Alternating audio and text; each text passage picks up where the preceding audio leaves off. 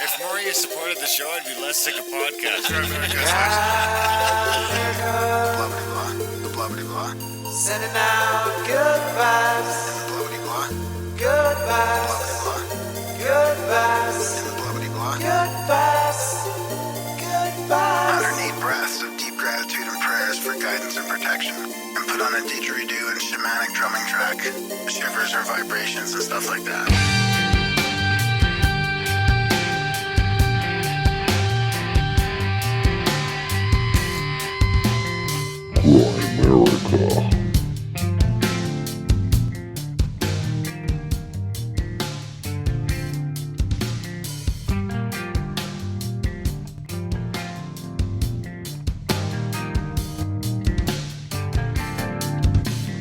Okay, guys, welcome back to the Grimerica Show. Coming at you this week with Kevin B. Turner, the Alchemy book guy from Japan. He was in Japan when we interviewed him, so it's a good chat. Of course, if you want to skip our lazy ramblings, there's always a timestamp in the show notes. You'll click on that. It'll take you right to the interview. You won't have to listen to our bullshit. But if you want to, that's fine too. So it's a great chat with Kevin. Everyone should enjoy it. We got everybody's favorite podcaster, Graham, new mic stand Dunlop. Oh, yeah, it's deep. This chat is deep with Kevin. The secret fire of alchemy, Kriya, yoga, Kundalini, and shamanism. I mean, this guy's been around it for decades. It's great. He's a master. Yeah, I'm trying a new mic stand just to, switch things up a bit. I think it's helping a little bit. Got a nice muff on that mic, too. Yeah, it's a special, those soft, comfy socks. I noticed on your live stream of your Adult Brain audiobook, someone was complimenting the axe. Yeah, I noticed that too. Yeah, I don't get a lot of comments on that, but yeah, keep an eye open for that. I'm sort of doing an experimental live read, a live narration, basically how the sausage is made in Adult Brain with the recording software and the PDF that I read from, and I just sort of edit it as I go. I just thought it might be because we've got all the capabilities of doing that. So put a little Adult Brain banner behind me and do that in the mornings at 9:00 my time through the week. I don't think I'm going to do it this week, but I'm going to start a new book called Ancient America probably the week after. This week's a bit hectic, but I might do it even earlier at 8. I don't know. Yeah. The only YouTube channel we get a ton of comments on is the Canadian political stuff. It blows up with people fighting with each other or calling us retarded. I mean, there's a lot of that. That's definitely a channel you should not read the comments on because we get belittled a lot. Well, but like what? In what way? Our accents? We sound stoned? Or Russian disinfo. Oh, come on. Oh, no, yeah, or Maple Mega comes up a lot. Well, I can understand that one more than Russia. I mean, come on. Yeah.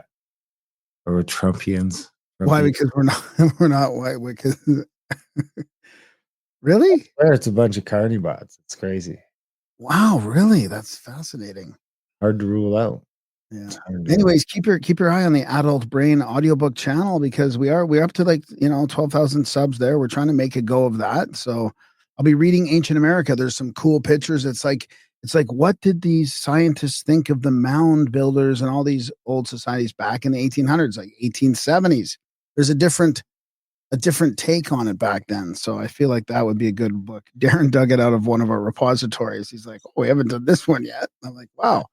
I was just skimming through there, seeing what was all in there that we haven't done yet. And that one came up. So I think I'll do that. And then I want to do an old book on magic too, but that'll be like a really long, drawn out sort of like every day. It'll be like 50 sessions, but it's a book that I think it might be good for people to hear it live. I don't know. Are you going to do the yogi one? Oh, that's another good one. Long. Should we? I mean, I like to, always get your opinion on these things too. I mean, some of these things are just so long. Good one for the catalog. I know it is. It has to be there for the catalog, but it's a tome. Hey man, I get it. I find anything to do but narrate when it's like I have the utmost respect for you. I force it every day. I try to I take the odd day off if I'm busy in the morning. I take but even on the weekends, I just try to stick to it every morning. It's the morning, like usually like with the spring, and if I go to bed early, I'm up at 6, and then I usually try and hammer out an hour or two in the morning. Well, of course, the cool one is people should check out The Secret Teachings of All Ages, Volume 2. This is an adult brain crafted book between lectures on ancient philosophy weaved in with a bunch, because grammar and all the all-seeing eye too. It was like 70 hours of stuff he read. So we pulled out all the best stuff from that and intermingled it and put it together with what we think is an appropriate follow-up to the Secret Teachings of All Ages. So people check that out. It's available wherever you get your audiobooks. And a lot of it's from Manly P. Hall too. It's almost all from Manly P. Hall. Yeah, it's almost all from Manly P. Hall. I think out of the 34 hours, it's like 28 hours is Hall, and the other ones are home runs as well. So check that out. adultbrain.ca, or search wherever you get your audiobooks. That we also did that in print and ebook too, so you can get that all over the place there. And that'd be cool. And adultbrain.ca, that's where you get that shit if you want it. So that'd be cool. The other thing I'll mention is there's a handful of spots left for this Bonneville trip. It's pretty much full, but I got the actual spreadsheet now, so there's a few spots left. There's like a private, a couple standards left for this Bonneville trip with Randall Carlson, and we're gonna have the Tychos presentation as well, so that should be interesting. Mike Wicks has been practicing. Mike Weeks. I always forget how to say it. He's gonna tell me I'm an asshole, but anyway, Mike's gonna do it, and practicing what? His Tychos presentation. So he's gonna, one of the evenings when Randall's tired, he's gonna jump up and give a Tychos presentation. That's fantastic. Yeah, Matt will be there as well. So they're both big Tychos guys. So I might have to heckle them. They're all in, yeah. It'll be good. So maybe I'll bring my book back, I think. Actually, on that note, Simon emailed and said that he made the book available on Amazon. So good for him. That's good. You can get the Tychos book on Amazon now. So that's cool. So check that out. And of course, we are doing that Easter Island thing as well as we're talking about trips. There's, I think, 9 people already made their deposit on that out of 20. So if that's something you're into next March, check it out. It'll be the equinox, right? Equinox. On the equinox. Equinox. We get there on the equinox? Yep. Okay. Or maybe the day before. I don't know. Is it always the 21st? I think it varies. You should know that. You're smarter than me on that. I don't know. I don't know. I'll look it up. I'll check. I'll look it up right now. You keep going. All right. So anyway, Easter Island and Azores. There's one spot left for Azores right now. We had a cancellation there, so someone can jump on that if they want to come to the Azores for 2 weeks this November and pop around looking for Atlantis. So check all that out. Contact@thecabin.com. We should actually go through contact@thecabin.com and make a list of updates that need to happen to that thing. Because there's probably a couple trips that, you put Bonneville's on it proper now, but probably not Easter Island. No. There you have it. And of course, someone wants to go on a hunting adventure. We're goose hunting this fall. They can check that out. There's a link in the show notes for that as well. So that's all that cool stuff. The equinoxes in 2026 will occur around March 20th. I will be in Chile. Yeah. Not Easter Island yet. Yeah. Well, they're very close. Very close. Close enough. Maybe we can do the sunrise at the Moais as close as we can to next day, the 22nd. We could do it on the 22nd or something like that. So that'd be cool. And what else? What else we got? Support the show. America.ca/support. If you can, when we can. I wanted to mention that because we do have a make good. I missed a donation from Lord Tony. And speaking of Lords, we should get to the Cosmic Summit thing because we're going to give our Lords a chance to reach out if they're interested in something. We're going to give Lords the first crack at it, right? Great idea. Yeah. The streaming ticket. Yeah. Let us know if you want a streaming ticket, and we have a few to give away. kind of like, and we're going to start with our lords and nobles, lords first, then nobles, and then you serfs out there that haven't donated, I guess. So I guess it would be streaming like all weekend, I think, right? Is the streaming experience. Yeah, it'll go, I mean, it won't make it to the serfs. It'll be nobles and that, you know. I think Well, we'll do then- lords first come, first serve. And if Maybe- it doesn't go to them, then we'll. Well, maybe people can donate to become nobles and then they can be added to the, you know. Yeah, I think we'll do it randomly by the most recent donation that wants to do it. So just randomly where your monthly ended up, you'll get that in there. And if not, you could just make an extra one time, you know. And if it'll be like Price is Right, as close as you can without going over. Anyway, we have a make good, but it's going to go to Lords first, and we only have a few, and we have enough Lords that if they want it, I think they'll all be gone. Anyway, we have a make good to Lord Tony, Lord of the fruit pies, or whatever it was over there. Who I'll see is coming over. I guess it's coming up quick now, only 4 or 5 months until he'll be over for that exact hunting thing I was talking about. And Johnny got his tickets for 2 weeks. Johnny's coming for back-to-back hunting week. So I'll drag him around for a whole week of hunting. I might make him drag a moose out that week. I might go shoot a moose that week. It'll be a good week for it. I'm speaking of which, my moose skull is almost done at the Beatles. So I'll get my big moose rack from the moose I shot last week. So how do people let us know if they want live stream? They just email graham@gramerica.com, or just, I guess you could text too if you're in the chats and stuff. You could let us know any way you normally get a hold of me, but Yeah. if you're not normally in contact, email is good. Yeah, or me. Get a hold of either one of us. I mean, I could count our lords on 2 hands, so let us know. And I know that a bunch of them are going to be there. So, And this is like professionally done. I mean, the streams are going to be good. Like the audio video setup there they have is like legit. This is not just like, you know, it's not just somebody like streaming from their phone. This is like full blown professional setup.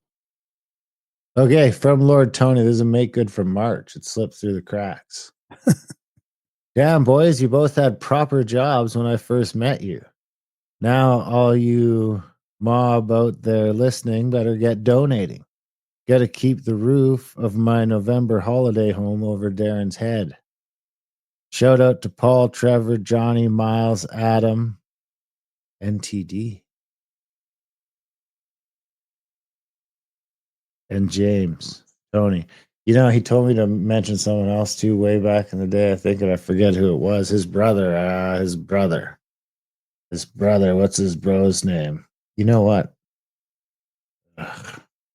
Should have been better prepared for this, but where's the Tony chat?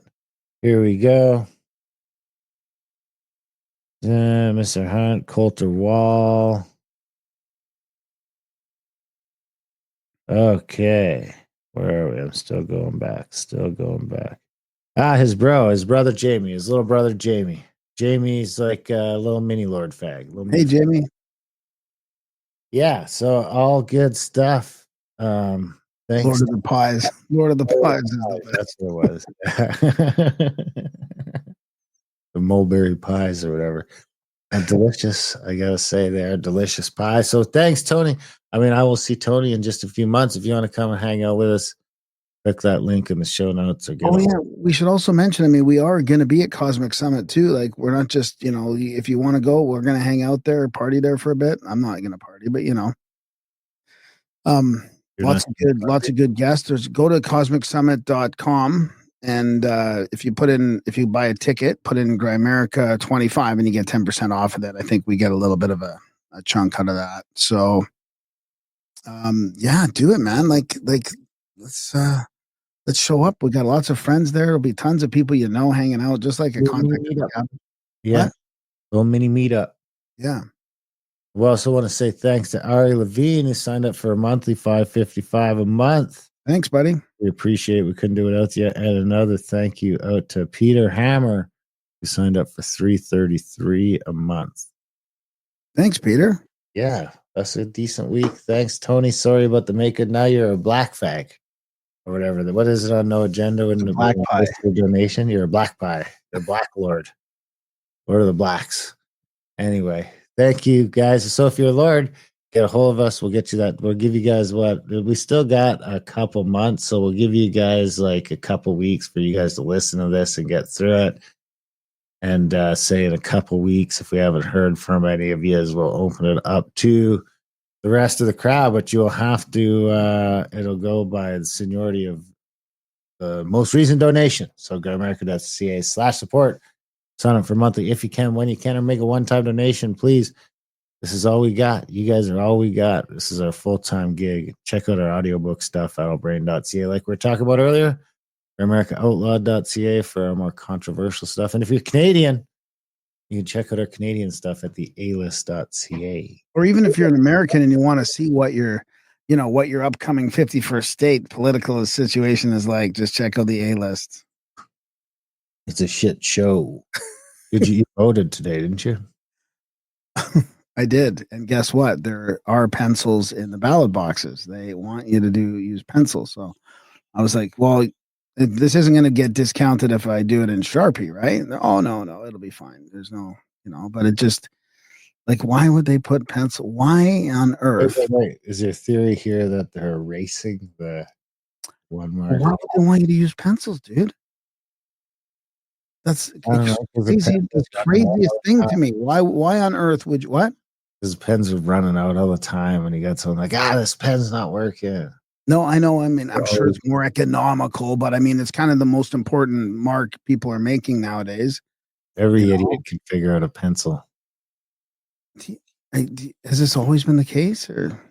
I don't know. I think it's pretty odd to me. Why would you put an erasable thing? What? Pretty hard to erase it on that paper, anybody can erase it. You can erase. Oh, so you think that there's just like a million ballots of people that change their mind at the last minute? They're like, no, I better. Well, who cares? They don't care about that. It's just going to be on a new X. It's going to be new. They don't. They only have to do it in the swing. You should swing ridings, which I don't know. To go down and keep an eye on these guys. What do they call that again? There's a name for that. Electioneering. Electioneering, yeah. Not as fun as racketeering. I'm too partisan for this year. I am. Well, they want partisans. It's usually a bunch of partisans in there from each side, keeping an eye to make sure the other side don't cheat. Yeah. Ideally. I didn't make it. So sorry, Jesse. I brought my Sharpie. Well, you're gonna do it on the voting days on Monday. It's in a week. The election's in a week.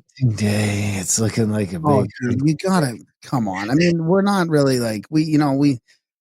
This isn't 5 years ago when we weren't, sure that Canada was broken and collapsing. I mean, now we need to do something about it. We need to try.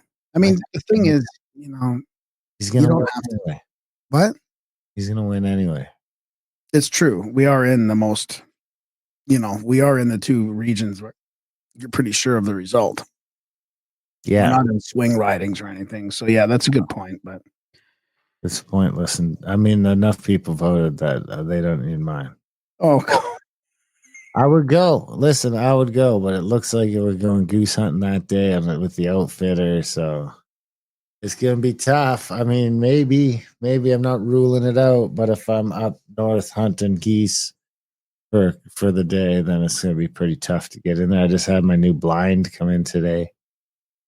So it's a good one. It's a nice one. Nice little small blind. I'm excited to get it out. I just got to get out some geese. I'm not even sure that voting makes a difference, but this is the one time that we try and need some change because it seems like the last chance to pull Canada out of. I did my part trying to convince people in swing ridings to vote. Yeah. So if I've got one voter, then I replace myself. Did you ever see the Curb Your Enthusiasm where they just make the deal in line? They're like, who you voting for? And the one guy's like, I'm voting for this guy. And he's like, I'm voting for the other guy. He's like, you want to just get out of here? Or we cancel each other out. That's awesome. And did it work? Like they left? Yeah, they left. Yeah. That's pretty good. It's a sitcom. So. Yeah, that's funny. Anyway, I did want to give a shout out to Nick, who I've been bombarding with truck ads. So to get his advice on some truck ads. So I'm sure he's sick of hearing it. So Nick, I appreciate you taking the time because I'm truck shopping. which is exciting. I would be looking for a decent older diesel truck. Like I've been saying, I'm done with the new shit and the sensors and the 4-wheel drive don't work because of this. And so I'm going pre-emissions. I'm going like I found the year where the emissions cutoff is, and I'm getting something older than that or right around there. Do you know what year that is? Or? Like 2003 for You some. just don't care about our climate. I don't care about the climate. No, I want good mileage. So, yeah, if you have some advice, let me know. I know I was talking to Chad about some trucks down there. So, I mean, it's got to be in Alberta, really. As soon as it's not in Alberta, it becomes a pain in the ass. There's some nice trucks in the valley in BC, but it's just like, then you got to bring it back and you got to bring it into for the out of province inspection. It's like I don't know what the BC scene's like, but like nothing from my from my side of the Canada would ever get past the inspection here, because it's just everything that old is so rusted out. So I guaranteed everything on the coast is going to be the same. I'm assuming the shit rusts out on the coast too from all the sea salt. Oh, especially if you're doing it like with the older truck. Yeah, I mean, dude, I had to pay they dump that shit on the fucking highway and on all the roads like crazy. I had to pay a couple $100 just to get a newer vehicle inspected. It's crazy. It's just a cash cow. That's the whole interprovincial travel bullshit too, right? That we had to deal with. Like you just go from Alberta to Saskatchewan, you got to pay a few $100 to somebody to inspect your new vehicle. It's unbelievable. It's just non-value added rubber stamping. It's just bullshit.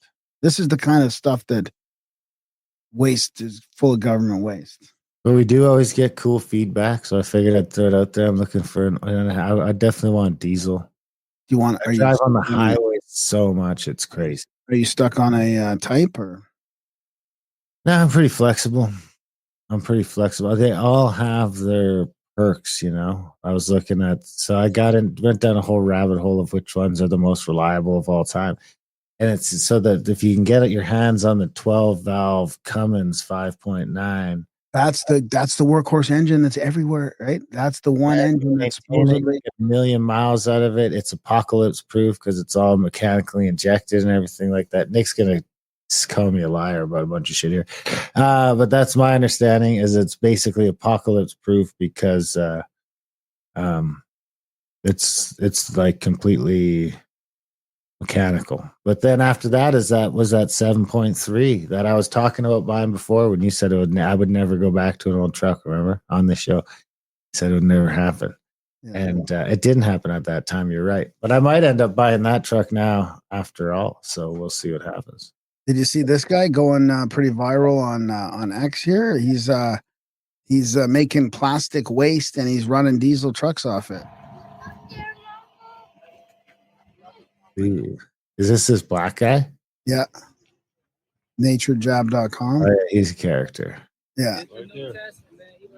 So he's holding up a bottle of plastic waste oil, basically oil based from plastic waste that I think he's using the sun to, I don't know exactly how he's doing it. I saw another video with him doing it there, but I mean, it reminds me of Nick, you know, like running his truck has a couple different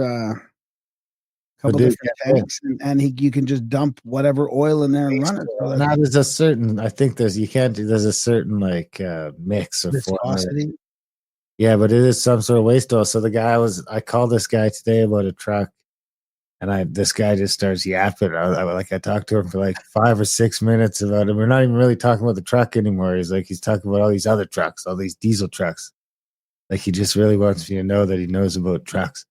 And I'm like, all right. So I'm trying to get to it, and his kids yelling in the background, and he's like, I'm gonna have to let you go. I'll call you back. I'm just like, what is happening? Did he have that Alberta accent? We talked for like 20 back, eh? Yeah, we talked for like 23 minutes, and he's going through all this different stuff, and then he's like, what you really want to do is get into running waste oil. He's like, dude, I'm running down the highway on waste oil right now. So that's what this plastic oil is, right? So I mean, it's not like, I mean, people have been doing it for a while, right? On diesel. That'd be the ultimate waste oil. I think that what we're talking about here is more like I don't know exactly what it is, but you get the old oil from like an oil change place or something like that and cut it with diesel, or I don't know exactly what's going on. Nick could tell us exactly. I mean, if you go to the chats and ask, Nick will tell you. If you go to the Telegram, but Little cooking oil in there. And yeah, there's all sorts of different ways to do it for sure. And you know, who knows? I mean, now that I'm not I mean, can it run on canola oil? I mean, with all these Chinese tariffs that nobody's talking about in Saskatchewan, like getting hurting from their canola oil business. I mean, can we run that?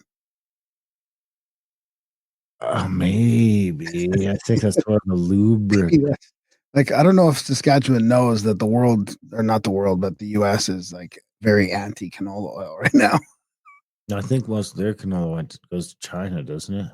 Well, The yes. U.S. can grow plenty of its own rapeseed. Yeah. They still call it rapeseed down there too, I think. Yeah, it's funny, eh? Yeah. So anyway, that's what I got. I mean, it's goose hunting season. Hopefully, there's some more geese. If I do this goose hunt, I got to drive like 3 hours north because the first batch is gone. The new ones haven't shown up yet. Wow. They're stuck at the border, or? Probably the tariffs. Like, you should make a meme about that. Like, where's all the goose? The tariffs are affecting my hunting too. Sounds like a real go-getter meme. Sounds go viral for sure. How many memes do you make? How many meme accounts do you have? I could see meme accounts. What does that mean? I don't know. Just like random accounts where you drop your silly memes. The ones that you don't want to put on. No, I don't. I put them all on Gramerica. I mean, I had one meme used in the Substack. Did you get it? I got all excited about that. I'm like, I wrote a note in there. I'm like, I don't often make memes, but when I do, they get used in Substack. There you go. I got my meme retweeted by Brett Wilson. I stole it though, so not the same. Anyway, do you got any other pressing stuff we got to get to? No, I think just want to thank all the listeners because, like Darren said, we can't do it without you. Can't eat without you. Support. And I'm going to find the bio here from Kevin B. Turner. Fantastic chat. MA in the FSS Asia director. So FSS is the website is shamanism-asia.com. He's the director there. Senior faculty. Oh, geez, I can't even speak. Senior faculty member, FSS Field Research Associate, the author of Sky Shamans of Mongolia, Meetings with Remarkable Healers. After years of studying with the yogis and monks and lamas in India, Nepal, Southern Asia, Taiwan, and Japan, he met Michael Harner in 1997 and began his shamanic path. He worked with indigenous shamans in Indonesia, and Mongolia, Nepal, Tibet, Mexico, and Peru. In 2007, he was invited to the Yucatan to revive psychopomp work, assisting those in need to navigate the afterlife for the Mayan elders of Mexico. He publishes his research in shamanism in the annual FSS, I should say, Shamanism Journal, and does regular presentations at the annual council meetings. He is an author of the new book, which is the one we talk about today mainly, The Secret Fire of Alchemy, Kriya Yoga, Kundalini, and Shamanism. So, I mean, I won't go too much further than that, but I think his lineage is from, or let's see here, it says he's been a Kriya yogi since 86 and was personally initiated by Swami Hariharananda Giri, the last living disciple of Sri Yukteswar in the original Karar ashram in India, as described in Autobiography of a Yogi. Ba-da-ba. Interesting synchronicity there. Yeah, it really just came full circle. That's where I got the first idea to do the book. Oh, okay. And it's the Foundation for Shamanic Studies Asia. That's what the FSS stands for. Let me just go to the innertraditions.com is a good place to buy it. The Secret Fire of Alchemy at innertraditions.com. There's links in the show notes to both of those websites. There you have it, guys. Support the show if you can, please. GrandAmerica.ca/support. Other than that, more than anything, enjoy the chat with the one and only Kevin B. Turner.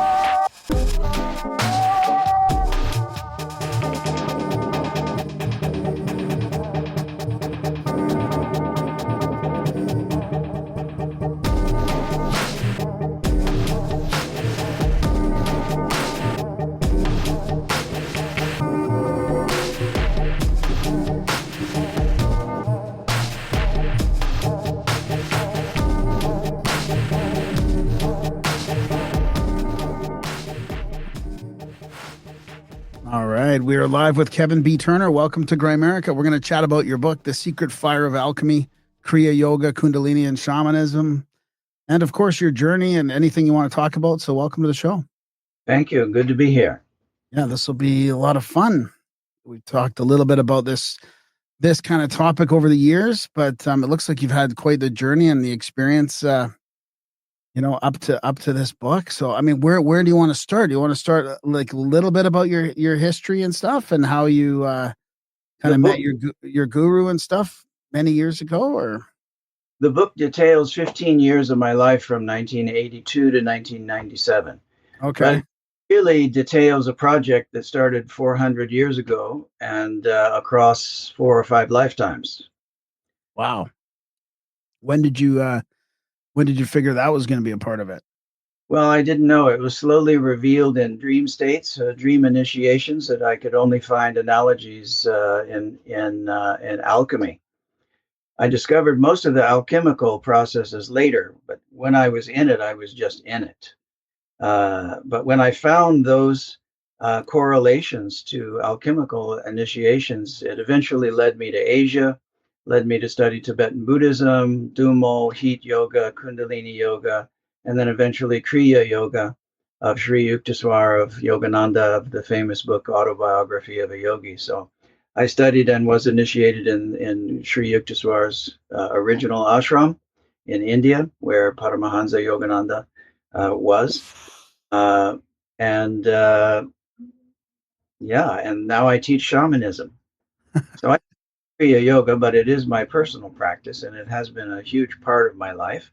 And essentially what I discovered was that there is a universal inner alchemy that cuts across traditions. So the whole book is about how there is a Eurasian secret tradition going all the way from the alchemists, the Rosicrucians, all the way east through Egypt, Persia, all the way to India, and then on to China, where it's called Neidan, or inner alchemy. So this is not a yoga like hot yoga or something that you do outwardly. This is all completely inward, and it is all about upgrading the psychic circuitry of not only the physical body, but the astral and the causal bodies to be able to contain the voltage and the amperage of merging with deities, merging with the Godhead, merging with cosmic consciousness. So this has been known, I mean, since, well, it's difficult to know, probably pre-Ice Age knowledge. But it has always been secret, and it's been held for a very long time. And it's very slowly leaking out. I see bits and pieces of things coming out over the past 10 or 15 years. And I'm thinking, it's finally coming out. And Hariharananda told me, Sri Yukteswar did not give this out, but this is the scientific age. And that is why 30 years after all this happened, I finally wrote this book. Wow. I mean, does that mean you don't stretch or nothing when it's inward yoga? Like, is that just like meditating then, or how does that work? Stretching can help, but all the physical yoga postures are just to open up the nadis so you can handle the voltage of merging with cosmic consciousness, or merging with a deity, merging with an archangel, merging with an angel. And so that's also classic shamanism.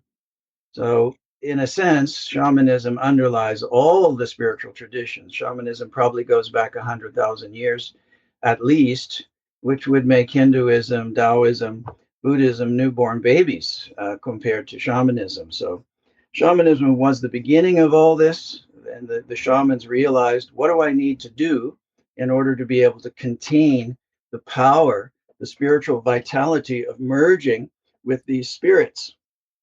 And so that developed into Hinduism and Taoism in China, Hinduism in India. So it's classic. I mean, Vishnu rides Garuda, so the power animal. Ganesh rides a rat, as power animal. I mean, you can find shamanism underlying all the traditions. Taoism is essentially the legacy of shamanism in China. It's just been codified into kind of a system. So Taoism isn't really even a religion, and neither is shamanism. You don't need to believe anything to practice shamanism, because shamanism is practical, operational methodology for working in spiritual realities. There's no belief systems necessary, because shamans, the definition of a shaman is one who knows through direct experience. So shamans go to the places that the prophets went to, the founders of the great religions went to directly. They don't need to study books. There's no pope of shamanism. There's no church of shamanism. There's no holy book of shamanism, because shamans are accessing direct revelation by their own experience. Oh man, I have so many questions already. So let's stick with the coming out of all this information, because it seems to me like you shouldn't really say, not you personally, but you're initiated into these things for a reason. It's supposed to be secret. Your book is even titled the Secret Fire of Alchemy. Is it sort of been a planned release? Because I know that there's the Templars / Rosicrucians seem to be in the midst of also releasing this secret info. Like, is it time that the world sort of hears this spiritual reality? Like, we've been sort of plundering through materialism for a while. Like, is it all sort of part of the plan, or is it just inevitably going to leak out eventually, and that's what's happening? Well, from another dimension, it probably is, but I wouldn't be in any position to presume to know that schedule. Right. Playing my small role. And so, yes, I was inspired, you could say, by the spirits to release this information. Now, I never thought I would write this book. I thought, this is too personal, this is too private. But the time came. And so here it is. Along with the rest of the, not, like that there's a lot, but I mean, along with the other leaks that are coming out about our spiritual reality. So, and then the other thing, which I find fascinating, because I was going to ask you about cataclysms, like what those wisdom traditions teach you about, especially from the East, about the cataclysms. And you mentioned the Ice Age, like the shamanism goes back to pre-Ice Age. So is that a common thread there as well, that we've been through the fall of man, like through cataclysms, and we've sort of Well, Yogananda did mention in his autobiography that there were pre-Ice Age civilizations. So we have the legends of Atlantis and Lemuria, etc. And he said these are not legends, that there were many pre-Ice Age civilizations, that it didn't just start in Sumeria 7,000 years ago. I would say that's probably likely, but again, that's really not of my concern at this point. It's really, bringing out the information as best I can. Now, let me say one thing, though, is I teach shamanism. Kriya Yoga is my personal practice, but I don't teach it myself. So you'd have to go to Don Abrams in New York, or Peter Van Breukelen in Holland, or Swami Pragyanananda in Vienna or India to take initiation. So I don't give the actual Kriya Yoga techniques, but I write more about them than has probably been revealed before. Because I think it's time. And that's what Hariharananda said to me. He told me Sri Yukteswar did not give this out before, but now is the scientific age. That was all 29 years ago.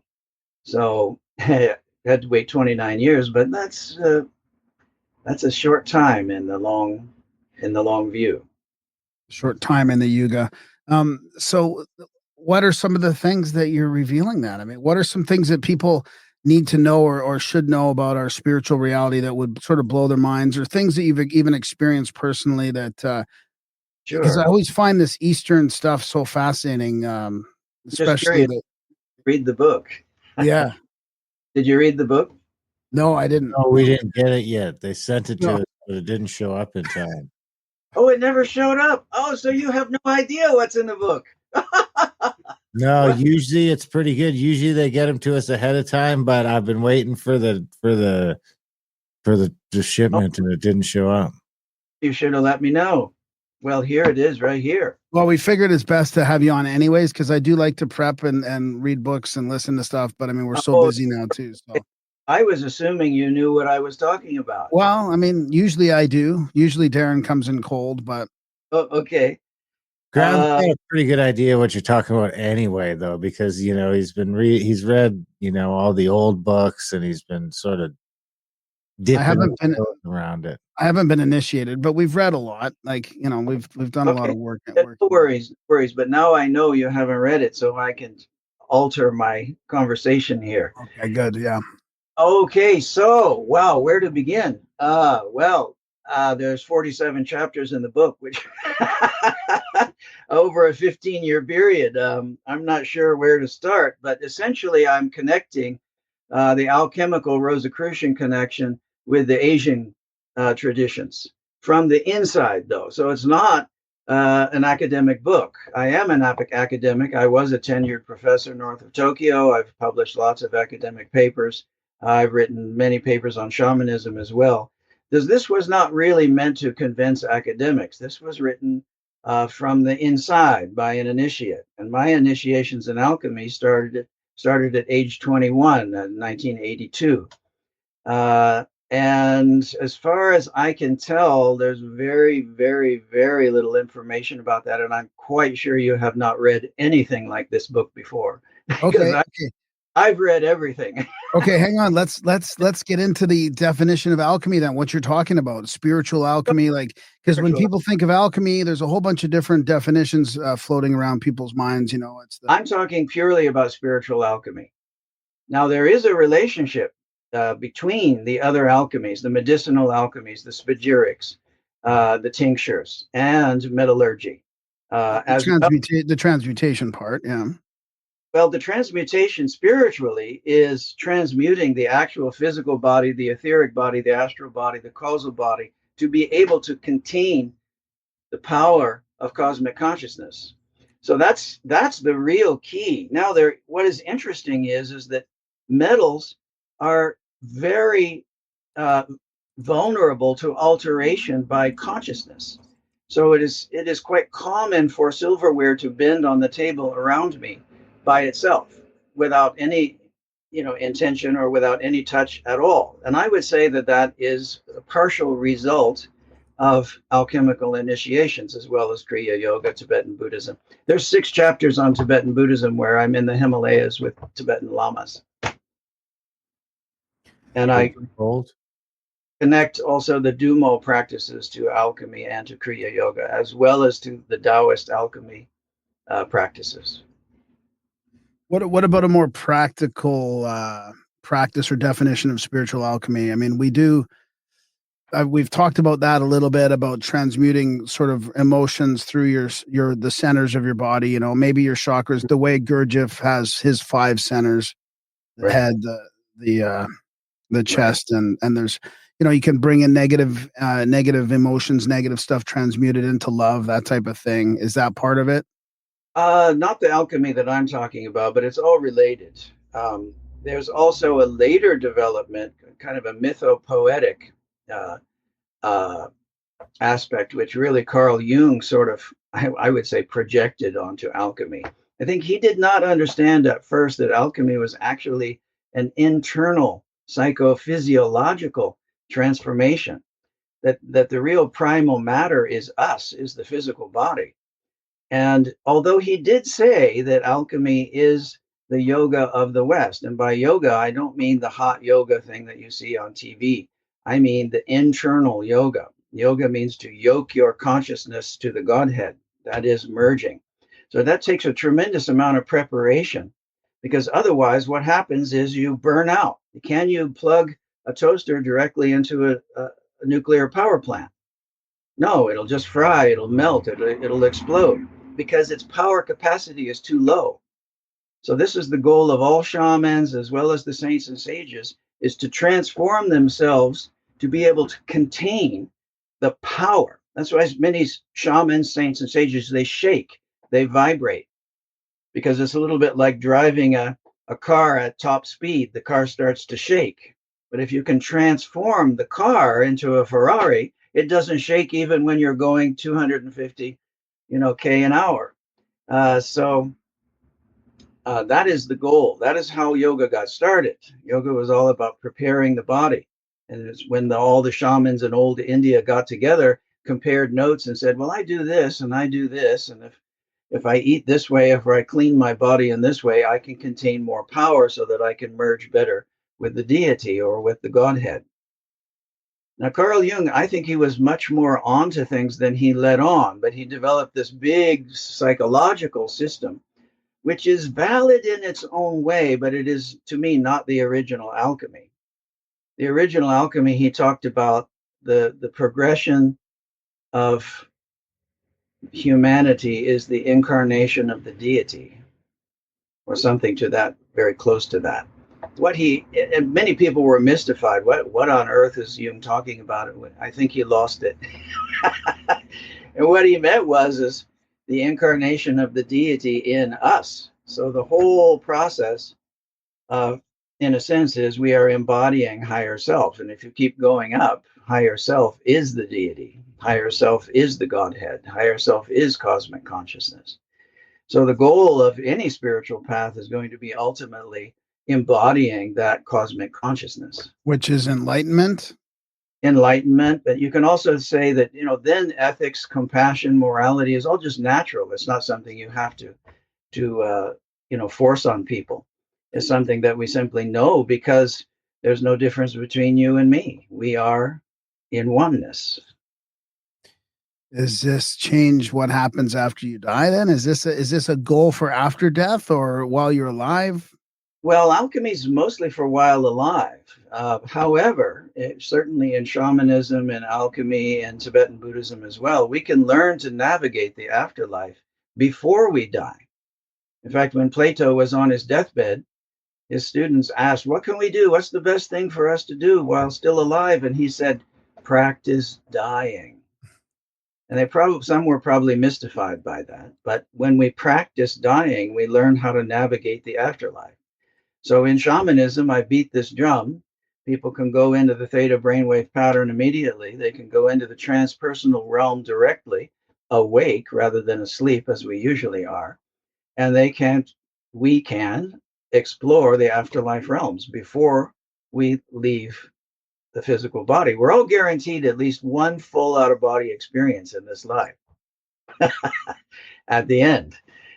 Until then, we're having partial out-of-body experiences, also called shamanic journeying. So this is really a phasing of consciousness to elsewhere. If we completely left the body, our breath and heart would stop. We'd be dead. So there's some portion of consciousness is remaining with the physical body, even if it feels like, oh, I'm floating out the window, I'm going down the street. So the beginning of my book is this whole series of out-of-body experiences happening in the night and initiations happening in the night. Well, can you explain what one of the, like a dreamtime initiation or an out-of-body initiation would feel like or look like? Well, there are many. Robert Monroe journaled several of them and wrote 3 books. And I worked for the Monroe Institute for more than a dozen years. I was involved with them for 20 years, flying from Asia to teach in Virginia and flying back. So now I don't do that anymore. I'm too busy teaching shamanism. Was that like the psychopomp type soul rescue stuff, or? Yeah, yes. I teach the shamanic way to do it now rather than Robert Monroe's way. But Robert Monroe was a natural shaman, and so he actually didn't have a teacher. He just sort of stumbled onto it. But later he did get what he called inspecs, was intelligent species were teaching him about how to navigate these realms.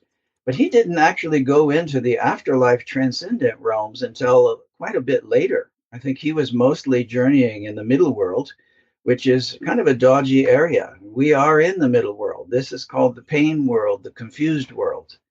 This is where we are. But in the transcendent realms, everybody gets what they need. So no mosquitoes, no taxes. We can call it heavenly realms, Garden of Eden, paradise, what have you. But here in the middle world, we've got all kinds of confusion and problems, mostly run by greed and fear here in the middle world. But it doesn't mean it's all bad. It's mixed. So even though it's not physical, you're still in this middle plane, in this mid-world plane. So even though you're out of Yeah, your body, you're still attached to this plane, kind of. typically in the beginning. But later, we can learn to journey outside of that right away. In fact, I would say that I teach in 2 days how to go places that at Monroe Institute you really have to study for 2 weeks. Right. Yeah. So shamanism is quite a bit faster, and I often joke that shamanism saves time and money because you can just go directly to where the prophets went for their revelations from But those. don't you have to be careful with not you, but the people with going too fast into this whole thing? I mean, some of these these teachers from the 1800s were warning people about this. You need to go through initiations first. You don't play around with this kind of stuff. You've got to be very, very careful. Yeah, Rudolf Steiner really, God bless him. I love his material, but he was speaking to the people of his time, you know.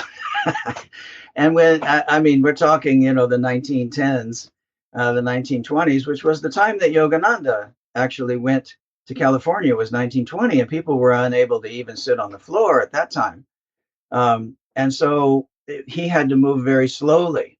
And so there's a dry way and a wet way in alchemy. The dry way is the heat of Kundalini fire, which is really just blasting off, setting your hair on fire, shooting power up the Sushumna to evolve the brain immediately into cosmic consciousness. But that's an extremely steep path. And that almost requires living in an ashram or monastery because you really can't deal with normal reality. But the wet way of alchemy or Kundalini yoga is slow transformation. So Kriya yoga is I would say a wet way. It could stimulate dry way. Sometimes people have that, and I did. I described 3 dry Kundalini activations come, where I was actually physically burned from the inside along one nadi. Wow. Go to the doctor, and he said, "Oh, did you touch power lines? Did you get electrocuted?" And I said, "No." Wow. Burned from the inside. But see, that's the dry way. You have to be very purified to do the dry way. But to do the dry way of alchemy or Kundalini yoga is very fast. You can make huge progress in a single lifetime. The wet way typically spreads out over several incarnations, which is what is described in my book. I've heard it called the straight path and the spiral path. Oh, that's a good analogy. Yeah. Yeah. That's interesting. You mentioned spending 6 chapters. I don't know what that equates to in years, though, but in the Himalayas, what was that like? What was sort of I mean, most people can't even really imagine what that looks like. Were you up like in the middle of nowhere? What are those like monasteries like you see in the? Gotta read. Well, you gotta tease it a little bit. You gotta like give us a little teaser, one of the highlights. While I was in Thailand, well, first of all, I went through near-death experiences. I was in Japan. I met ghost monks in Japan, and then I ended up in a monastery in Thailand. And then in Thailand, I did a 48-hour fast and intensive meditation. And during that, I had visions of Tibetan deities, which just came out of nowhere. And then later I was in Nepal, and by chance I met this Lama unexpectedly. And just the moment I saw his face, the memory of those visions came. And I said, "Sir Rinpoche, I have to share these visions with you." And he immediately said, "Oh, this is a rare and important vision. You will be my student. You will come here tomorrow and take the Buddhist vows, and you will stay here in the monastery." That is literally what happened. And I had gone there just to say hello and give some offerings to lamas and get their blessing, which is a little scarf. I had no idea that this was going to end up this whole journey of years going back and forth between Taiwan and Nepal. So this is in the Nepalese Himalayas, but it is Tibetan monastery because, of course, in Tibet is crushed by communist China, so that you cannot really be free there or study freely there. There's no religious freedom there. So anyway, these are free Tibetan monasteries outside of China.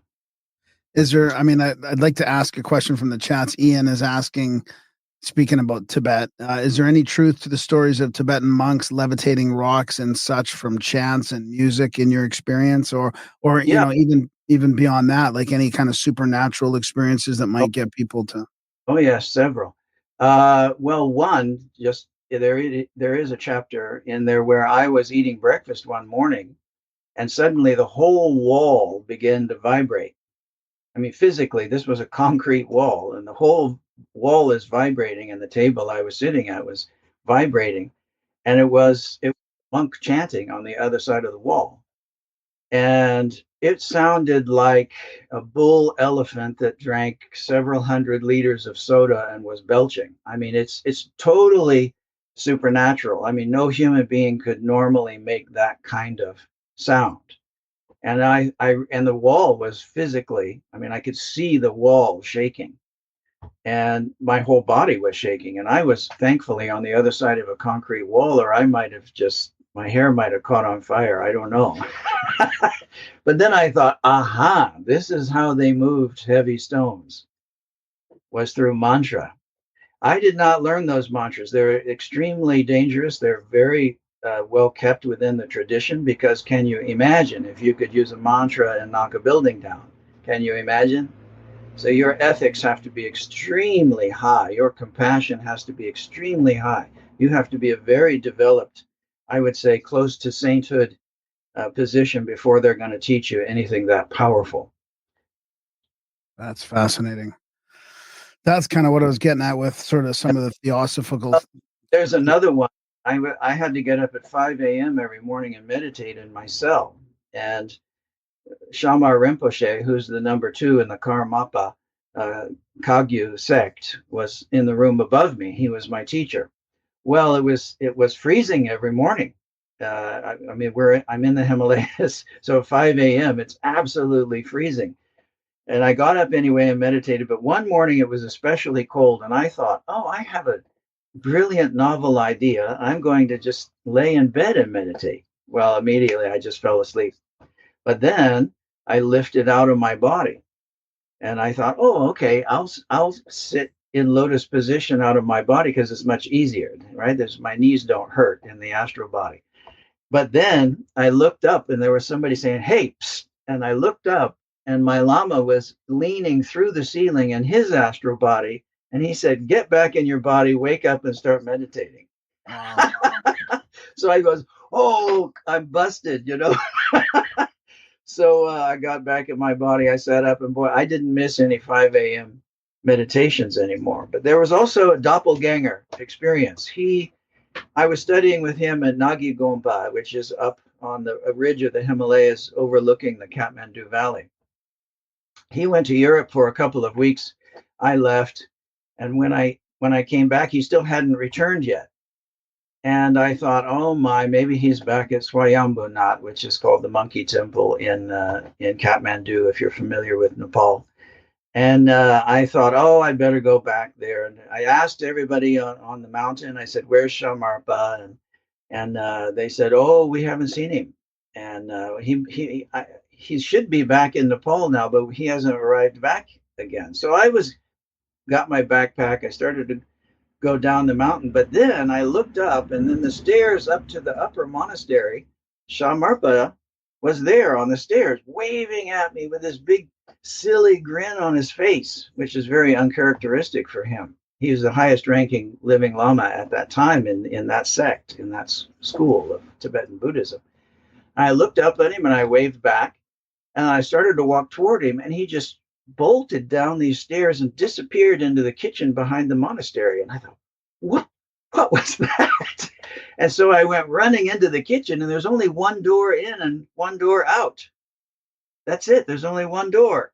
And I said, where's Shamarpa? He just entered this building, and They were holding ladles and knives, and they said, "We don't know what you're talking about."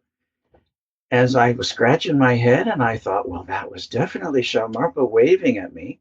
But I was delayed just enough so that when I started to go down the mountain, he was coming up from the road and we met. And he said, "Why are you going down?" "I'm going up," with the same silly grin. So we call that a doppelganger or a double goer or a double body. Wouldn't So, was it a biolocation thing? Like, was he wasn't there astrally, or was well, I saw him physically, but who's to say what a doppelganger is? But people physically see doppelgangers. And actually, in my courses, when I teach shamanism in Bali, my own students see my doppelganger every now and then, whether I'm aware of it or not. wow. Part of multidimensional consciousness. And Yeah. we sometimes make this division between like physical reality and spiritual reality, but ultimately there's no division. And there are many examples in my book of where spiritual realities and physical realities are bleeding over and very clearly related. Have you heard of the Tulpa experience, or the manifesting, like almost like manifesting a doppelganger type thing, like a Yes, spiritual this entity? magically as well. Unfortunately, a lot of sorcerers learn how to do this and they use it for doing unethical things. Yeah. Why this is kept rather secret. I don't teach that kind of thing because it could be misused almost immediately. I mean, that's another issue that is coming up. I mean, even somebody mentioned it in the chats there about there is no such thing as good magic. Like, there's this real tendency to label things good and evil and black and white, and especially with kind of a resurgence into Christ and Christianity right now, which is kind of bringing back this negative connotation about witchcraft and anything sort of supernatural. So, how would you explain to people that it's just a process? It can be used for good or evil, or that kind of thing. That magic in itself is not good or evil. It's how it's handled as a tool or used as a tool. Exactly. Well, Jesus plays quite a role in the book, and I would say that Jesus was a great shaman. Jesus was a realized shaman. He was a realized alchemist. He was actually able to bring the solar logos into the physical realm. That's why he was able to do those macro miracles, or as they say in India, the Mahasiddhis, the great powers. And so uh, he's considered very much in the line of Kriya Yoga. Yogananda always said he was in the lineage. So did Sri Yukteswar, and so did Wow. Nanda. And so do I, because I had direct experiences with him that are detailed in the book. This, So I you're say, from that lineage. Like, so they is that I, the same lineage? They say he's from that lineage. well, they are related. And there is a very interesting thing, and that is that Sri Yukteswar recalculated the yugas, the great year, as you're familiar with the precession. Every 26,000 years, of course, we go through a full precession. And he recalculated the yugas and found that we exited the Kali Yuga in 1899. Now, secretly in Europe, the Rosicrucians were also teaching, highly secret, that the Kali Yuga ended in 1899. This is totally separated. I don't think that they were working on a physical plane together, but from a spiritual realm, I think you had Eastern and Western traditions working together. The beautiful thing about India is that Indian culture accepts miracles. Indian culture accepts magic and spirituality, whereas in Europe, well, quite frankly, it's just primitive. People are scared. And of course, the Vatican instilled a lot of fear. And anything magical, any kind of miracles, and then you're immediately killed or put into a psychiatric institution. So this is very unfortunate, but things are changing. Well, the Enlightenment didn't help either. I mean, that had its own negative impact on.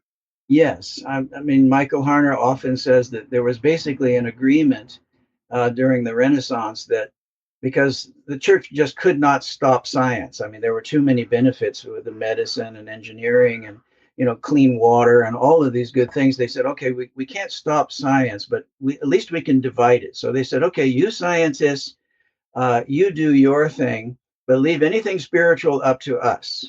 And so scientists just started to say, okay, we're not going to deal with the spiritual realm at all. In fact, we're going to say it doesn't exist because ask the church, don't ask us. Well, this divide never ended, and it just went on and became dogmatic to the point to where scientists started to say spirits don't exist, afterlife doesn't exist, soul doesn't exist, spirit doesn't exist, even though many of the world's top scientists believed that it did and had direct experiences that transcended time and space. And in fact, if anybody studies quantum physics, I mean, time and space is something very, very flexible. And so to say that there are no spiritual realities is very unscientific. Is where do you think the turning point has been recently? Like you mentioned, it's opening up, because that's what I really think the last 10 or 20 years, it's been opening up. I think in the 1800s it was opening up, and then it got shut down in like the early 1900s. World War One, physical sciences and stuff. Einstein, all those excuses to ignore the spiritual reality. But what would you say, like in recently, how long has it been shifting, do you think? I would say that there were probably sort of two fathers of this new spiritual age, and that would be when Paramahansa Yogananda went to California in 1920, and when Carl Jung in Europe started to bring in Eastern teachings and open up his psychology. I would call Jungian psychology shamanism under another name. So those I would say Yogananda and Carl Jung were kind of the two fathers of the New Age, and this is about 100 years ago. But that's also about the time that Rudolf Steiner left. So Rudolf Steiner also was teaching, but he didn't have as big an audience. And he was probably way ahead of his time. In fact, I would say maybe 100 years ahead of his time. And probably reading Steiner now makes more sense than it did then. Yeah, right. Yeah, he's predicted a few things pretty well on the nail. Do you think that there's any underrated teachers like Gurdjieff type people that are going to get more attention coming up? Boy, it's hard to say. I'm here in Asia, and I don't really have my finger on the pulse of things in the West so much. But it is interesting to see the kind of the old guard that I knew are all checking out. I was privileged to know Ram Dass, and Stan Grof is still alive but very elderly. I knew him as well. Knew him in Prague anyway. We spoke together at the International Transpersonal Conference there, and Timothy Leary's gone, of course, and a whole slew of teachers from that era are kind of leaving now, and I'll be 64 in a few months, and so the sort of new crop of teachers, we're not getting any younger either. So so it's one of the reasons I really had to write this book, and I felt the spirits pressured me. And I felt that I cannot let this story die with me. It's not that there's anything absolutely new in the book, but there are connections that I would say you probably have never read anywhere before. Is it coming out on audio as well? There's some discussion. Some people say I have a nice voice and I should do it myself. Yeah, you should. Yeah. Yeah, you should. Yeah. Yeah, it's getting very popular. I mean, a lot of people we know listen to audiobooks more than they read now. So I think that, I find that a little bit disturbing. I find many students are registering for my courses, and they ask me very simple questions. And I say, well, all that information's on the website. And they say, oh, I don't read anymore. And I'm like, what? You don't read anymore? You mean you don't know how to read? No, I just don't read anymore. If it's not in a 2-minute soundbite, I can't be bothered. And I'm like, wow, is this the new generation? Now, see, this is where Steiner talked about autonomic forces holding human consciousness to machines, which means degrading. We are devolving spiritually. And in a sense, the HAL 9000 computer is taking over. You're familiar with that story. The HAL 9000 computer, 2001 Space Odyssey. It's where our own machines actually decide we're irrelevant. Yeah. And so, Steiner warned about this 100 years ago. And here I look around every day and everybody's doing this. They're just on their phones. They're unaware of anything around them, let alone spiritual realities. And so this is actually, actually contracting consciousness around a limited machine and holding it there so that a person cannot touch even normal reality, let alone spiritual realities. But what about the aramonic potential for a wider connection? Like it's contracting, but it's also connected globally, and it's Yeah, also with this new AI. I mean, you're talking to these computers like they're people. I mean, it almost feels like a sentient power in there. I don't do that, but some people do. Well, but Uh, it's yeah, I mean, yeah, we do, and it's going to be done more often. I mean, it's I it's it's getting to the point where you don't search things online anymore. You go to your AI assistant, and they give you like a summary of any question that you have. Right? It's very much like, to me, if it's almost like there could be room for some spiritual takeover there in a way, because well, the infrastructure is built, and maybe like build it and they will come type thing. Aramon will come. I I see that the AI has usefulness, just like calculators do. Who wants to do the old-fashioned calculation, right? You got a calculator, but uh, no matter how many times you push buttons on a calculator, it's never going to come up with a new idea. It can't. It can't think outside the box. So AI, no matter how sophisticated it is still just a plagiarism program. That's all it is. It's just plagiarizing what human beings came up with in the past. And they're synthesizing it perhaps in a novel way. But to me, there's no consciousness there. And And it can be so accessed by a consciousness or an Aramonic sort of energy. I would say it is Ahrimanic Right, in right, it. right. Yeah, That doesn't mean it can't be used as a tool. I mean, think about it. Without tractors, 99% of the world would be out in the fields toiling 14 hours a day. And so, we don't need to demonize a tractor and say, oh, tractors are evil. Tractors are going to take over the world. Tractors have saved us all from backbreaking labor in the fields so that we can devote time to other things. So if AI can be sort of kept in perspective, and that it is a tool and not a master, then AI is fine if people can keep that in mind. But I mean, look at the kids today; they're just being programmed by this stuff, and the souls are just almost being absorbed into this little tiny machine. They're unaware of anything around them, and their social skills are terrible. yeah, yeah. You're right. You're 100% right. It's very noticeable and scary, and scary. Darren, do you have any questions? It's just the next generation, man. It's Uh, just not how it's gonna go.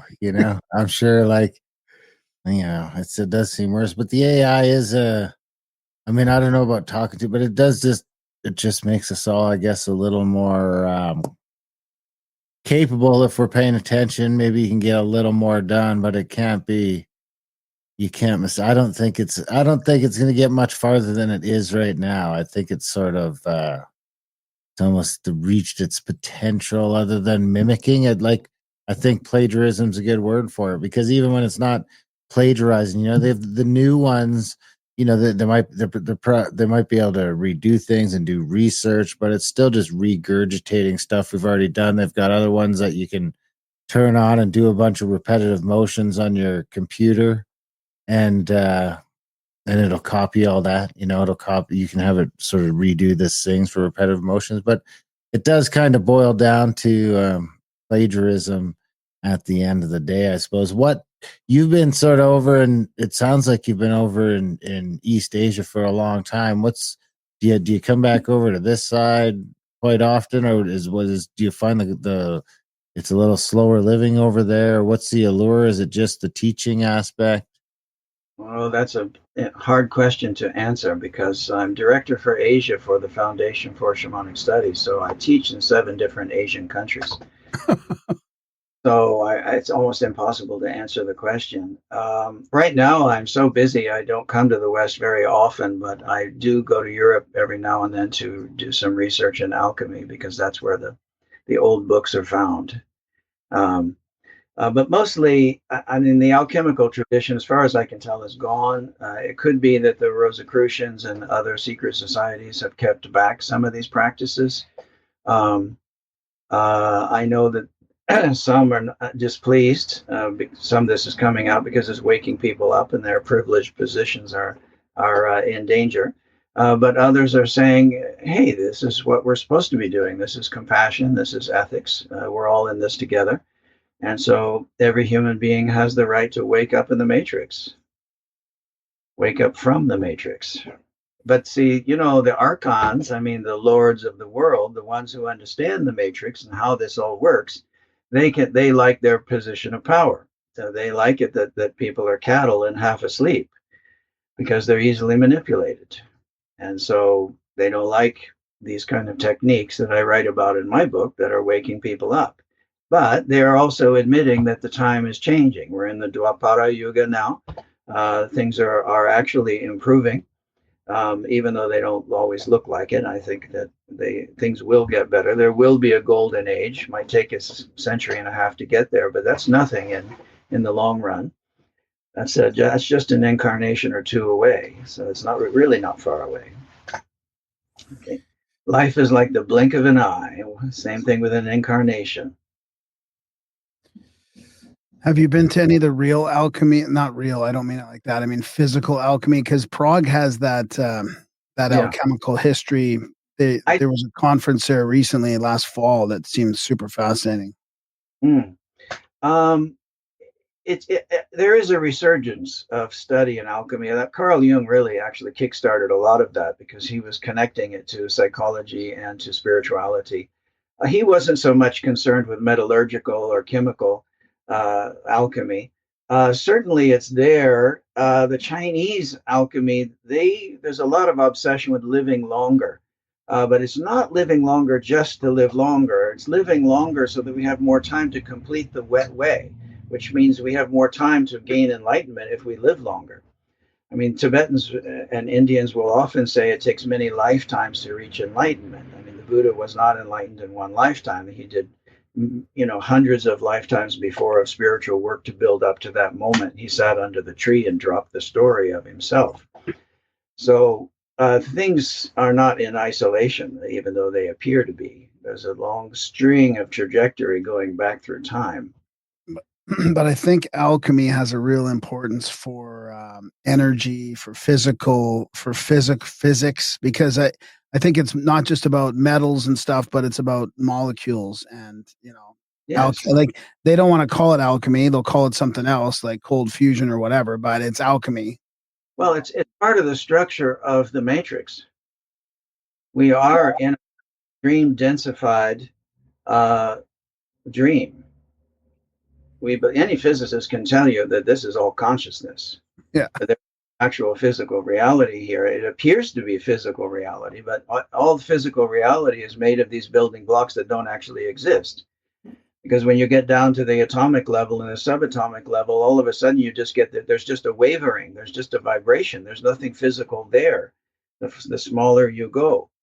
And what that is wavering mind. So this is the mind of the Godhead. Thought becomes light, light condenses to matter, and then matter we believe is real. And so we believe things are solid. But if you know how the matrix works, then miracles of healing, miracles are easy. Walking across the swimming pool, bending spoons and forks without touching them, healing people with simply a thought. This is all discussed in the book. Darren, do you have any more questions, or do you want me to keep going? Well, I'm wondering is there you mentioned a resurgence. Does that do you get a lot of people traveling over there to learn these sorts of things? Are you worried? You mentioned you wrote the book because you feel like, you don't want that to go away or not to be told, but that's just sort of your personal story. But on whole, where's the practice at? Is it fading out? Is that getting a resurgence? Are you worried about it in 100 years or in 200 years or in 300 years?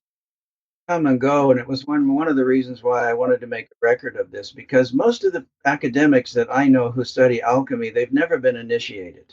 They actually do not know the practices from the inside.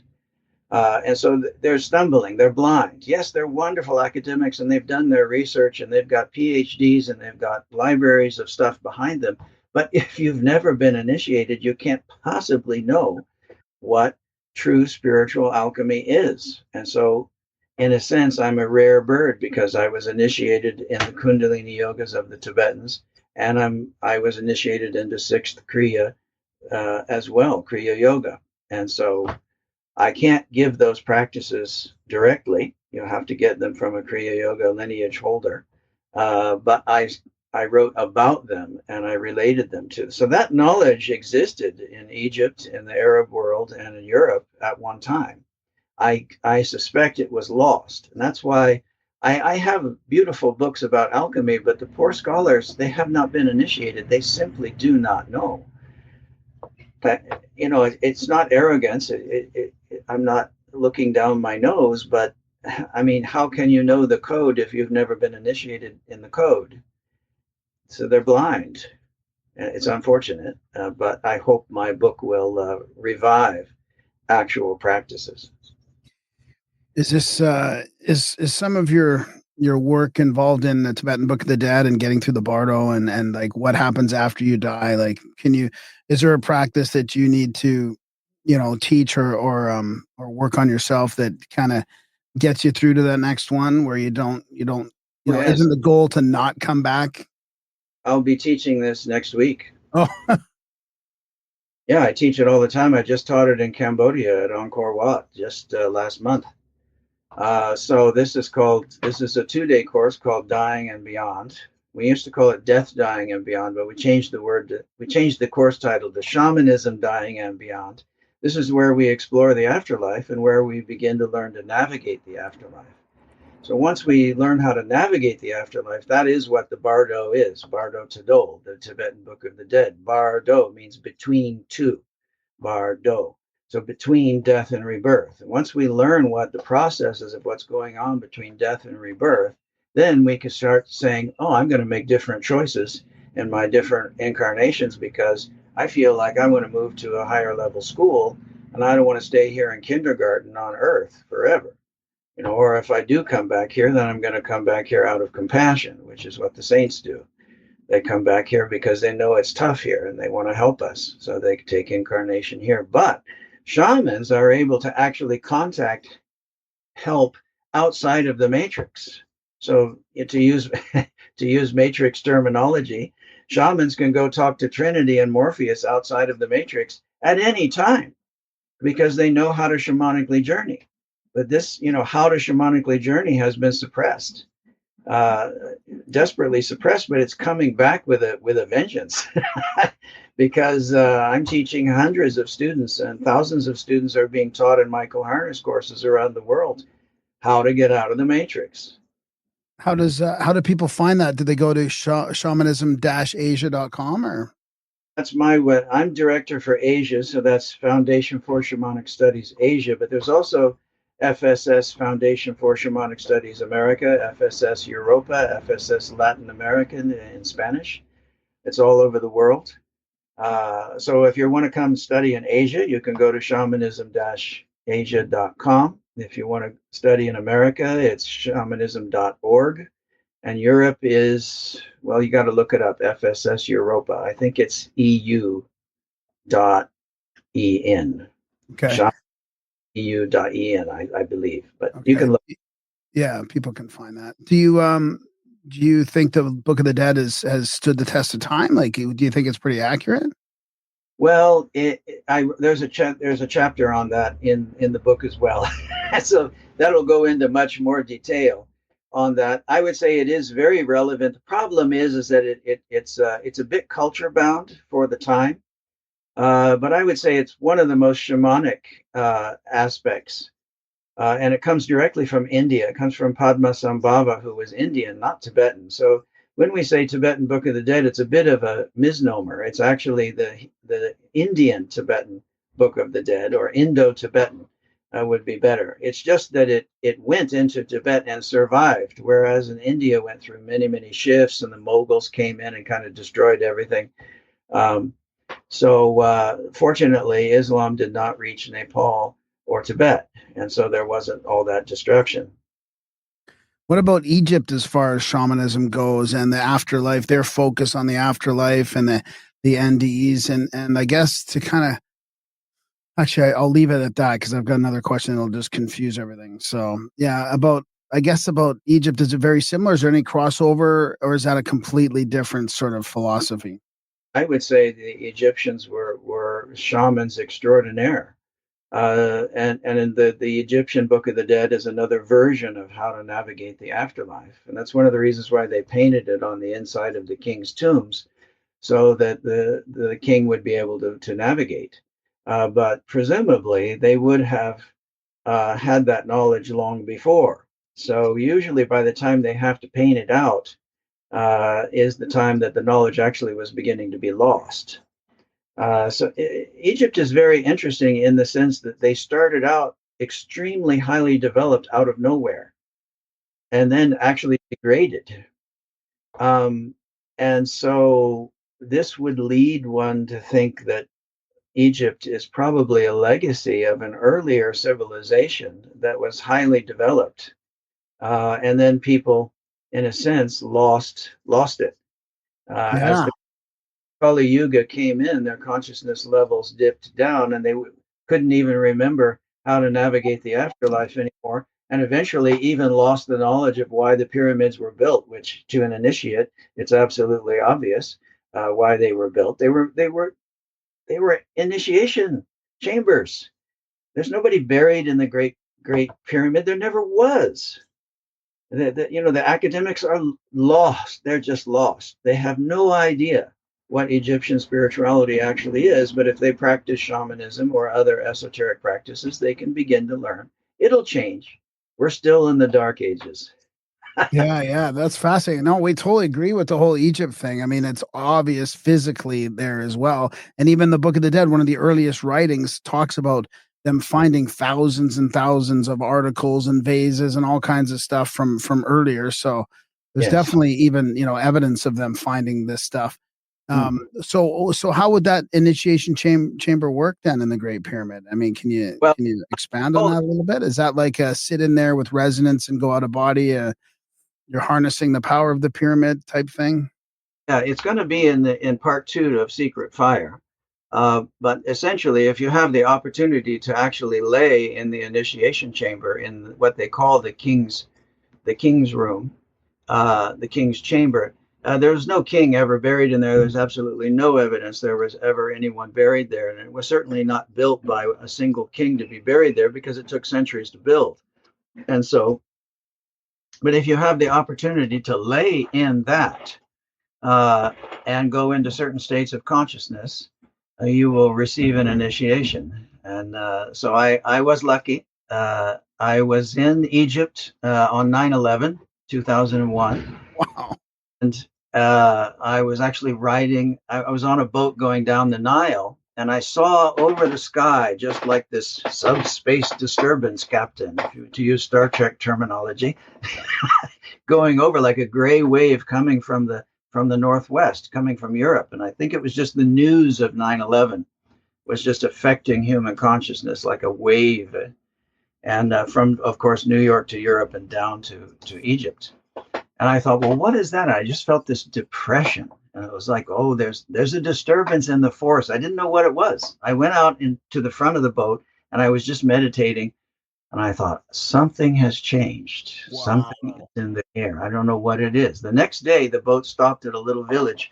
An Egyptian man came out with a newspaper and he was shouting in Egyptian Arabic and pointing to this little tiny photo in the Arabic newspaper that showed two towers and a mosquito nearby. And I thought, oh, it looks like a little plane hit the towers in New York. I thought, oh, well, I got back on the boat. 2 days later, we arrived back to civilization and, of course, learned the news. So I thought, okay, Bush might bomb the entire Middle East. So I think I'll get out of here. But I had to wait a few days to get my flight back to Vienna. So I thought, I'm going to go back to the Great Pyramid and I'm not going to leave the so-called King's Chamber until I know why that was built. So I went back because I had been there before and it was packed with tourists and just packed. And nobody seemed to really be appreciating it. They were all just complaining about the food in the hotel and wow, wow, wow, wow, wow. And I was sort of disappointed. So this time I went back and it was the same thing, packed with tourists. Everybody's whining about the ketchup and the mustard in the hotel or something. And then I said, okay, that's it. I'm going to sit down, lean against the wall and meditate. I don't care what anybody thinks. So I slid down against the wall and I just started meditating. And other people started to see me and they started to slide down against the walls as well. And one by one, the whole room, people who wanted to meditate all slid down against the wall and were silent. And the other people got spooked and they said, let's get out of here. This is creepy. And so they all left. And so then there's just this, I don't know, 20, 30, 40 people around the walls all meditating. And I'm kind of keeping one eye open, kind of looking around, going, oh, this is good. And so then when people would come up through the, what's it called, the galley or something, they would come into the room and they would see all these just stone Buddhas sitting around, in silence. And and they got silent. And then they'd stay only for a short time and they'd leave. So I kept sitting there and I kept sitting there. And I made a commitment that I'm not leaving this room until I know why this was built. And one by one, everybody left. So then I'm sitting there alone for a long time. Now, inside the pyramid, you can't tell whether it's day or night. I mean, you have thousands of tons of stone on top of you. There's no windows. So I'm sitting there, a couple hours go by, and I'm still sitting there meditating alone. And I thought, oh man, they must have locked the door. I guess I'm in here for the night. And then a guard came and he poked me. And I looked up and then he said something in Arabic and he pointed to the so-called sarcophagus, which is not a sarcophagus, but it's an initiation chamber. And I said, oh, me? I can get in? He said, yeah, get in. In Arabic, I assume that's what he was saying. So I actually got it and I laid down. And I thought, okay, well, what do I do now? Do I do something like this? So I tried different meditations as I'm laying there. And then briefly later, an Egyptian guy astrally appears. And he says, are you ready to go? And I said, yeah. And we just took off. And suddenly I was about 5 miles up in the air looking down on the pyramid. And the pyramid was like, have you ever seen those fountains that have the ball on top? They're supporting a ball that's floating in midair when the fountain is keeping it up. Well, I was floating like this, maybe 5 miles in the air over the pyramid. And I felt there was just a force holding me up. And then the guy appeared again, the Egyptian guy, not physically, of course, this is non-physical. And he said, are you ready to go? And I said, okay. We took off out of the solar system at light speed, went to a particular star system, and I heard this singing, ah! And it was vibrational singing. It wasn't a chorus like normal. And it was welcome home. Welcome home. Wow. And I was like, wow. And so anyway, a lot of things happened. That'll be in the next book. And then I came back and the guard was poking me again. Wow. It's time to go. And when I came out, it was all, the sun had set and there was just a little orange light. And I thought, now I know why they built. That is crazy. I mean, I've got questions like, what star system? Was it Orion or anything by any chance? Or that will be revealed in the second. Yeah. Well, what did the Egyptian character look like? One of the gods, or? It was classic. I mean, he had the pretty Semitic nose, and a kind of a dhoti, no shirt on. Pretty much looked like a regular guy. So he didn't look like a god or something. I think he was just one of the Egyptian initiates who probably picked people up who knew what to do, who knew to lay, who were ready to go. That's great. Darren, is that not crazy that two of our recent guests have had, actually, it might have been last week's episode that came out. now I have to figure out what John Stewart Reed. He invented the cymoscope, but he ended up in there during lunchtime when nobody was there. Similar story to you. It was during the day when there's usually people all over the place, and he ended up by coincidence on his own in the king's chamber, and he got healed in the king's chamber. And it's the same thing with you. Like, you've had this, well, you decided to do it, you intended to do it, to figure that out, not necessarily on your own, but the circumstances, prevailed, and you ended up in there all on your own. And you both had these amazing experiences that have, obviously led you through an amazing journey over the last 20 something years. Yeah. Well, that happened all after this book. So this book is prior to. Right. that. Yeah. Wow. Well, that gives us a couple things to try the next time we're in the Great Pyramid. I mean, I got to go back just to try new stuff there now. I mean, we were lucky enough to get to do that, sort of that same thing. We got to lie in the box, and then we had our buddy there, Yusuf, did the resonance with me, did some tomes in there while we were lying in the box, but it was a very meditative state. It was pretty cool. I think it was only 2 or 3 minutes each, right? It was pretty cool. Yeah, we got about 3 minutes each or something like that. So, but you could probably figure getting a little extra time, I'm sure. Yeah, I don't know how long I was in there. I have no sense for time. We might only been in there 3 minutes. Maybe that's just because you just got to be ready. You got to know what you're going in there for. Be like, all right, we got to go in there, find the Egyptian guy, get the fuck out of here, get the gold, then we're out of here. Get the goose that lays the golden egg and come back.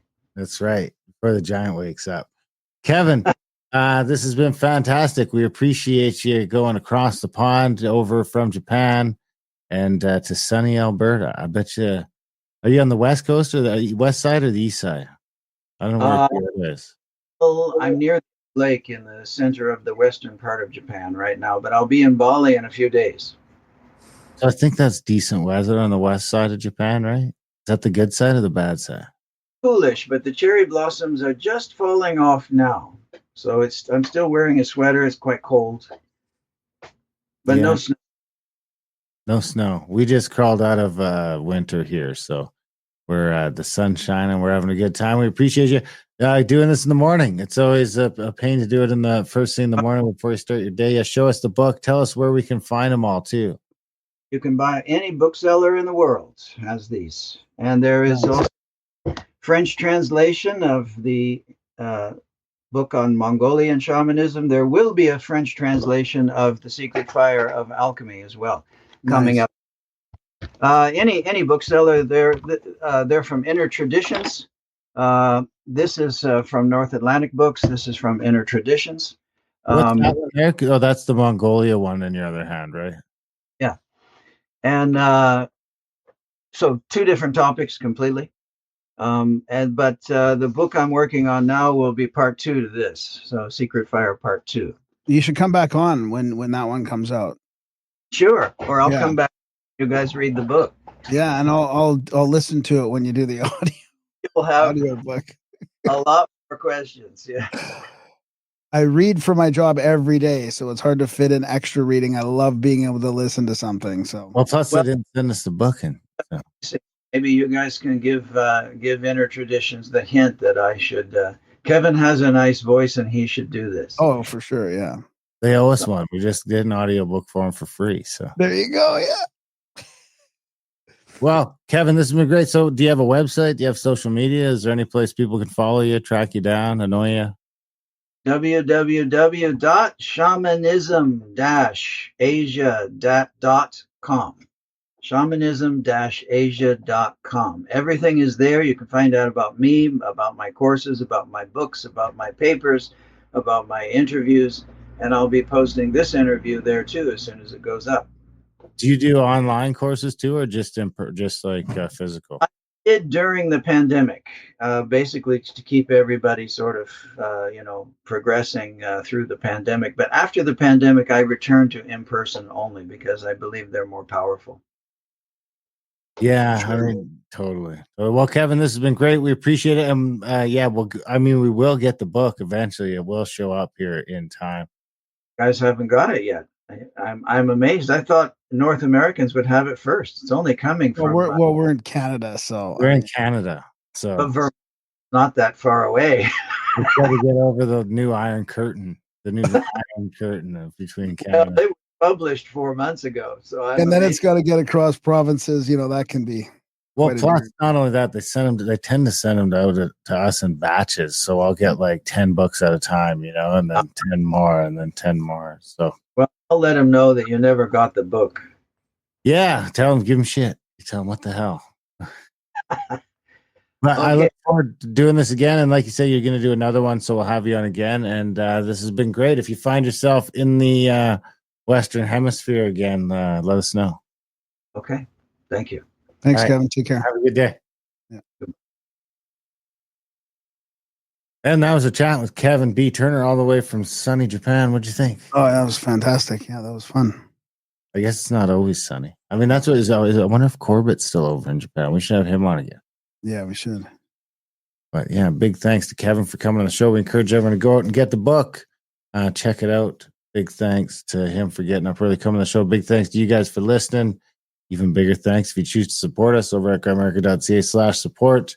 We can't do it without you. And we are 100% listener supported. So grimerica.ca/support. If you can, when you can, keep us going, keep us on the air. Contact at thecabin.com for trips and events. There's like 5 spots left for Bonneville next month if people want to come hang out with Ronald Carlson. And we got Azores and Easter Island coming up in the next, all within a year. So we got some great trips coming up. Adultbrain.ca for audiobooks and ebooks and everything else. And what else we got?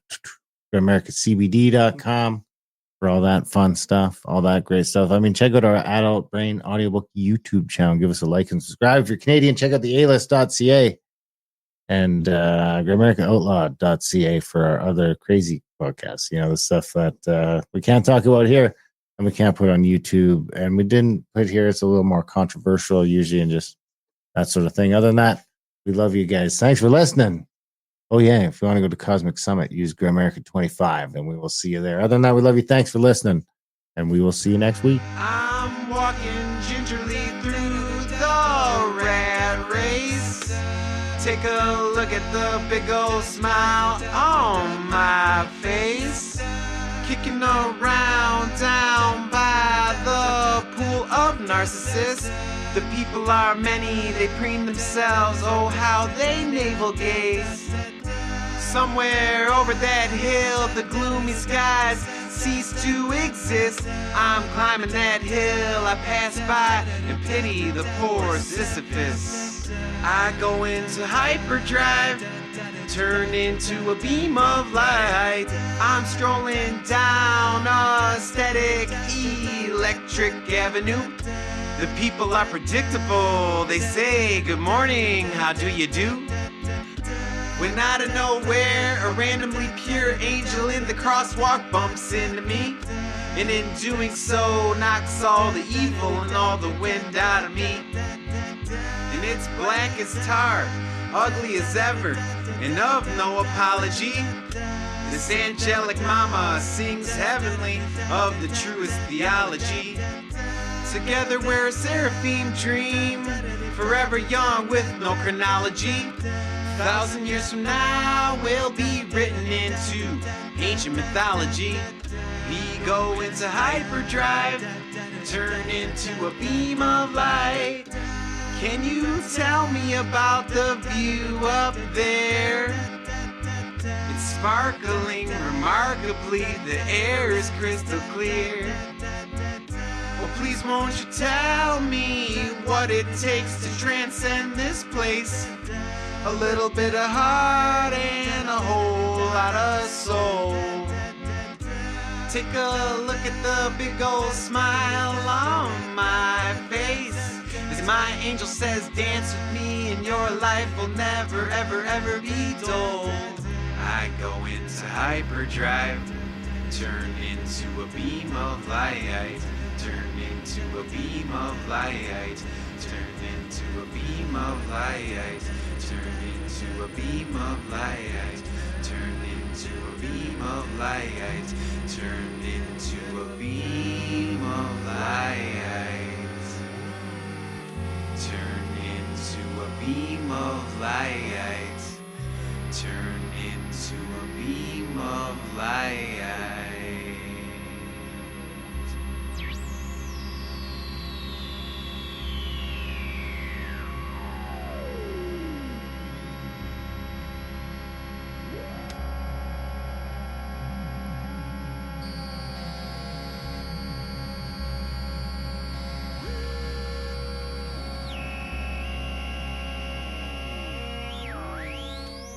Bye.